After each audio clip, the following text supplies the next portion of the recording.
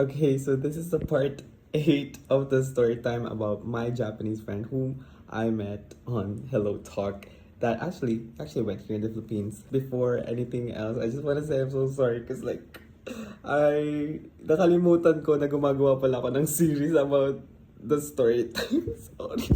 Part 8 is all about day 2 ng Japanese friend ko here in the Philippines.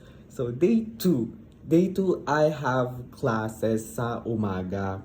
So I went to the class and then actually nagulat ako sa kanya kasi nakarating siya sa Rizal Park. Nakarating siya sa Rizal Park. So from dun sa Kingsford Hotel namin, I mean, sa Kingsford Hotel, nakarating siya dun sa Rizal Park lang siya lang mag-isa. So, nag-taxi daw siya eh. Punta niya yung simbahan, tapos napuntahan niya ata yung museum, pero hindi naman daw siya pumasok.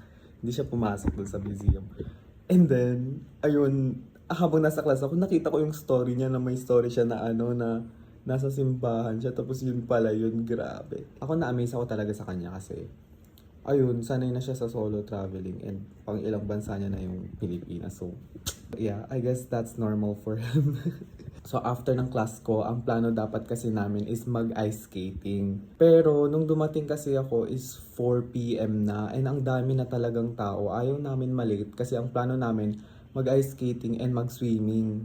Yung time ng ice skating is masyado na ring late. I think 4:30 to 6:30 ata. Yun, I'm not sure. Tapos, what we did was, sabi ko sa kanya, mag-ikot na lang tayo ng konti dito and then pagbalik natin sa hotel, doon na lang tayo mag-swimming and that's what we did.